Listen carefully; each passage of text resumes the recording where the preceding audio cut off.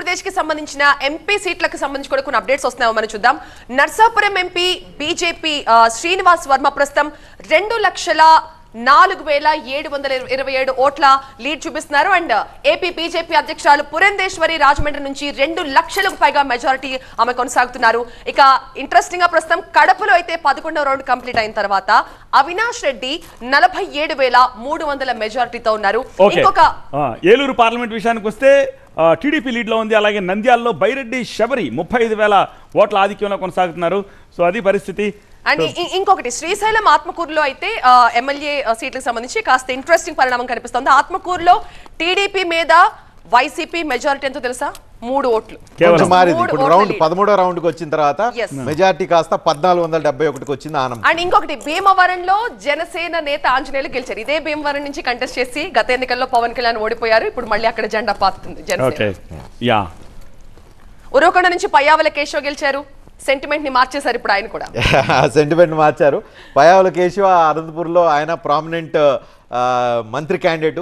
కాకపోతే మంత్రి పదవి దక్కుతుందా లేదా అనేది చూడాలి. ఎందుకంటే ఆయన చాలా సుదీర్ఘకాలం నుంచి ఎదురు చూస్తున్నాడు. అక్కడ పరిటాల సునీతకి పయ్యావుల కేశవ్ మధ్య ఇద్దరి మధ్య పోటీ ఎప్పుడు నడుస్తుంది. ఒకటే సామాజిక వర్గం పోటీ నడుస్తుంది. ఇంతమంది గెలవడం కూడా ఇబ్బందికర పరిస్థితి. ఇంతమంది గెలవడం అంటే చూస్ చేసుకోవడం కూడా కొంచెం కష్టమే. సో సామాజిక వర్గం మీరు మంత్రివర్గం అన్నారు కాబట్టి చాలా ఇంట్రెస్టింగ్ ఏమంటే డైరెక్ట్గా బీజేపీ నుంచి పురంధేశ్వరి మంత్రిని ఎక్స్పెక్ట్ చేయొచ్చా? 100% ఎక్స్పెక్ట్ చేయొచ్చు. ఎందుకంటే ఆంధ్రప్రదేశ్ లో ఆల్రెడీ మంత్రిగా పనిచేస్తున్నారు. క్యాబినెట్ లో పనిచేస్తున్నారు. కాంగ్రెస్ టైంలో గెలిచి ఉన్నారు. క్యాబినెట్ లో ఉన్నారు. ఆమెకు ఎక్స్పీరియన్స్, సోబర్, మెచ్యూర్డ్ పర్సనాలిటీ అని ఉంది. NT Ramarao family. ఆంధ్రప్రదేశ్ లో భారతీయ జనతా పార్టీని పెంచాలి అని అంటే పురంధరేశ్వరి లాంటి వాళ్ళు అక్కడ మంత్రి పదవి ఇవ్వాలి. ఇప్పటివరకు ఆంధ్రప్రదేశ్ లో మొన్న లాస్ట్ టర్మ్ లో అయితే ఆంధ్రప్రదేశ్కి ప్రాతినిధ్యం లేదు మన కేంద్ర క్యాబినెట్. ఇప్పుడు 100% పురంధరేశ్వరికి నెంబర్ 1 ఛాన్స్ ఉంటుంది. 2 ఛాన్స్ ఉంటే గింటే సెకండ్ ఛాన్స్ వస్తే సీఎం రమేష్ కి వచ్చే అవకాశం. ఇప్పుడు ఉన్నటువంటి వాతావరణం ఇప్పుడు జనసేనకి తీసుకోవాలి, వాళ్ళు తెలుగుదేశం తీసుకోవాలి. కాకపోతే ఆంధ్రప్రదేశ్ పాయింట్ ఆఫ్ లో 2 మంత్రి పదవుల కంటే ఎక్కువ ఉండే అవకాశం లేదు. ఒకళ్ళు బై డిఫాల్ట్ పురంధరేశ్వరి వాళ్ళు సౌత్ కి షిఫ్ట్ అవ్వాలనుకుంటున్నారు కాబట్టి ఇప్పుడు వాళ్ళకి కర్ణాటకలో తగ్గిపోయినాయి. కర్ణాటకలో ఉన్నటువంటి మినిస్టర్లు ఆల్మోస్ట్ హాఫ్ సీట్సే వస్తున్నాయి. ఆంధ్రప్రదేశ్ నేను అనుకుంటున్నది ఏంటంటే తెలంగాణకు 2 ఇవ్వాలి బై డిఫాల్ట్. తెలంగాణ 1 ఇవ్వచ్చు, బహుశా 2 ఇవ్వాల్సింది పరిస్థితి అనివార్యం. ఎందుకంటే తెలంగాణలో 2028కి తెలంగాణలో అధికారంలో రావాలని కోరుకుంటున్నారు కాబట్టి ఖచ్చితంగా తెలంగాణ 2 పదవులు. అది ఆ బీసీలకు ఇవ్వాల్సిన పరిస్థితి కూడా ఇక్కడ ఒకటి. కోalition గవర్నమెంట్ క్రియేట్ అవుతుంది కాబట్టి తెలుగుదేశం బై డిఫాల్ట్ 1 అన్నా ఇవ్వాలి. 1 or 2 ఇవ్వాల్సిందే. 2, 3, 4 వస్తాయి అనుకుంటున్నాను. చంద్రబాబు నాయుడు డైరెక్ట్ మినిస్ట్రీ ఉంది కదా. అశోక్ గజపతిరాజు సివిల్ ఉంది. ఇప్పుడు ఎంఓఎస్ఆర్ అయినా ఇవ్వచ్చు కదా. అశోక్ గజపతిరాజు ఇప్పుడు లేడు కదా పోటీ. చెప్తున్నాను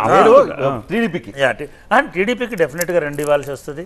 బీజేపీకి 1, జనసేనకు 1 ఇచ్చినా కూడా 4 మంత్రి పదవులు అంటే ఆంధ్రప్రదేశ్ సాటిస్ఫై చేయాలంటే. సో ప్రధానమంత్రి నరేంద్ర మోడీ ఆంధ్రప్రదేశ్ లో విజయం థంపింగ్ మెజారిటీ సాధించిన తెలుగుదేశం పార్టీ అదే కూటమికి నాయకత్వం వహించిన చంద్రబాబు నాయుడుకు ఫోన్ చేసి అభినందనలు తెలియజేశారు ప్రధానమంత్రి నరేంద్ర మోడీ చంద్రబాబు నాయుడుకు ఫోన్ చేసి ఆంధ్రప్రదేశ్లో విజయం సాధించడం పట్ల మామూలు విజయం కాదు, విక్టరీ సాధించడం, అదేవిధంగా పార్లమెంట్ స్థానాల్లో కూడా అత్యధిక స్థానాలు 20కి పైగా కూటమి విజయం సాధించడానికి అడుగులు వేస్తున్న ఈ తరుణంపై ప్రధానమంత్రి నరేంద్ర మోడీ చంద్రబాబు నాయుడుకి ఫోన్ చేసి అభినందనలు తెలియజేశారు. సో అభినందనలు ఇచ్చారు. మంత్రి పదవులు ఇస్తారా లేదా అనేది పాయింట్. బొలిశెట్టి గారు మీరు ఎన్ని అడుగుతారా? మంత్రి పదవులు కనీసం 1 అడిగే అవకాశం ఉందా కేంద్రంలో? లేకపోతే మీరు త్యాగజీవులు కదా, త్యాగం చేస్తారు అక్కడ కూడా.